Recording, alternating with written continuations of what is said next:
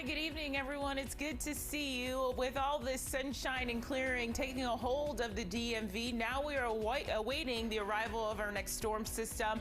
We are tracking rain for your Friday. I'll break that down coming up. The station covering all of the DMV. This is DC News Now. You're watching DC News Now at 9. Yeah, lots of excitement tonight as a new Washington Commanders owner comes closer to fruition. It's a blessing because I know it's been turmoil, and whoever buys the team is going to be able to bring a little bit more joy and a little bit more life to it. Dan Snyder reportedly very close to selling the Commanders for a record-breaking price tag. We're covering this story from all angles tonight. We're in D.C., Virginia, Maryland, and here in the studio with what a possible sale means for the future of football and how the move would stretch far beyond just sports. Plus, a warning for parents tonight after reports of a suspicious bus trying to pick up students of Virginia's largest county. Police close on the books on one investigation, but the other still stands. And where are all the students? Concerning numbers show many are not showing up to school. What's behind the trend and how leaders are trying to get the problem under control. How happy are you that the Commanders owner is about to be someone not named Daniel Snyder? It's about damn time. That's all I can say about that.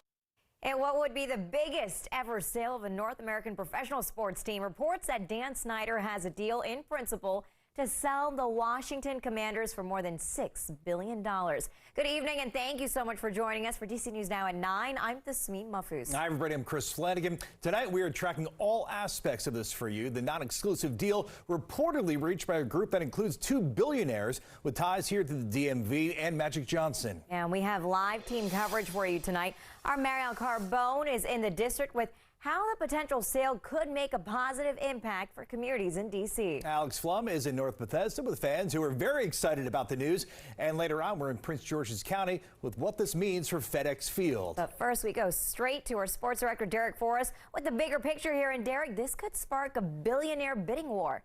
Yeah, definitely. Can you imagine making a $6 billion purchase? There's a lot of different moving parts, and we are seeing this unfold with Dan Snyder and Josh Harris agreeing in principle on a deal for the sale of the Washington Commanders, as Josh Harris put in a bid for just over $6 billion. According to reports, there's an expectation the paperwork on the deal will be signed in the next couple of days, but it's a non-exclusive agreement, which means anyone can come in and drive up the price. This is what we're currently seeing with Steve Apolopoulos, who is making a late push. Now, earlier I spoke with former defensive back Fred Smoot, who said there's still going to be hurdles for the new owners that they'll have to overcome. Like, it's going to be some pressure on the new ownership to put a winner on the field, to get, we still got some big hurdles. What about the stadium? If it's not back in D.C., I don't think the fans going to feel no better than they did, 2 years ago. So it's still some hurdles and some things that need to be done. Now, there is obviously still a lot of things to be excited about as Josh Harris and Mitchell Rales both have ties to the DMV. Josh Harris is a private equity investor from Chevy Chase, Maryland, while Mitchell Rales grew up in Bethesda, Maryland, and went to Walt Whitman High School. It's a dream situation with two local guys who knows what it's like to be a Commanders fan, guys. Right, looking forward to hearing more about it, Derek. So to put this massive deal into perspective, this would be the most expensive sports team purchase in U.S. history. Here's a look at some other of the top sales. The current record holder for most expensive purchase came less than a year ago when the Denver Broncos sold for $4.65 billion. The Phoenix Suns and Mercury basketball teams, those sold for around $4 billion. That was in 2021. Then quite a drop in numbers for the New York Mets, who sold for $2.4 billion in 2020. The Brooklyn Nets cost owner Joseph Tsai slightly yet less at $2.35 billion. And our live team coverage continues tonight. It's a reaction from fans pour in with the Commanders on the verge of new ownership. Sports reporter Alex Flum live tonight at Sports and Social Bethesda in Pike and Rose. And Alex, you've been talking to fans all night long. You're really in the thick of it, and I know there's a lot of excitement tonight. Well, we walked around, talked to a bunch of different fans, some Commanders fans, some not Commanders fans. The non-Commanders fans seemed just as happy for the Commanders fans as the Commanders fans were, and they all seem happy to say that maybe we'll finally see a Super Bowl around here, or at least a playoff win around here. That hasn't even happened in 18 years, but a lot of optimism. Felt like a big party here tonight. Honestly, it's all about the culture, and because we had the players, we had the potential. Honestly, it's the culture. It's all the stuff that happened in the past still haunts us today. So, you know, new era, new beginnings. I think we could get it done. I might try to get the season pass. Just because there's a new owner. Let's go. It's been a long time, though. It's been a long time coming. So change is always good, in my opinion. That's how I look at it. So you heard from a couple fans there, younger people in their 20s and 30s who don't have any memory of ever seeing this team win a Super Bowl. It hasn't happened since 1992. There are some older fans here too that said, you know, their families used to have season tickets and, you know, they just kind of stopped going, stopped caring. A lot of these fans say they're going to start caring again soon just because of a new name and a new face in the owner's box coming up soon. That'll be all for now. We'll have much more throughout the rest of the night. For now, I'll send it back to you guys in studio. Alex, thank you. So a sale also has D.C. buzzing on what new ownership can do for the district, specifically the impact Magic Johnson and his philanthropic work will bring. Reporter Mariel Carbone is live downtown for us tonight. Mariel, you spoke to local advocates who say they are so excited, looking forward to the new possibilities Magic could bring to the district. Yeah, that's right, because Johnson really has a track record of investing in the communities that he works in and really uplifting the inner city. So local advocates say if the sale goes through, it's not only a win for Johnson, but also a win for the entire district. He is the example of what it looks like. He comes from a community that's underserved, played sports, worked his way up to be a business tycoon. For Terrence Staley, the sale of the Commanders football team, in part to retired NBA star Magic Johnson, could be DC's ticket to a major transformation. I'm really excited about Magic. You know, I just foresee him being the transformation that we need, just because of what he represents. Staley is the executive director of the Alliance of Concerned Men, a group that focuses on preventing youth crime and violence and putting kids on a straight path forward. It's an endeavor Johnson is no stranger to. Also, I know that he has a community side. Johnson is well known for the work he's done off the court, supporting scholarships for teens heading to HBCUs, feeding families in Detroit, investing in minority and female-owned businesses.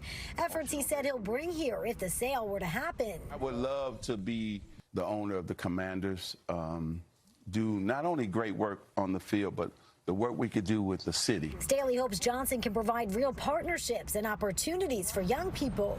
You know, providing tickets to the games for these young adults and these students going to play football in high school and middle schools, right? Give them something to wish for and look up to. Adding a new role model to the roster here in the district. I think that what he represents is not just to the city, but to all adults in African American specific success. And for him to come to the city and help facilitate what that looks like for these youngsters, that they can be him, I think that's really important.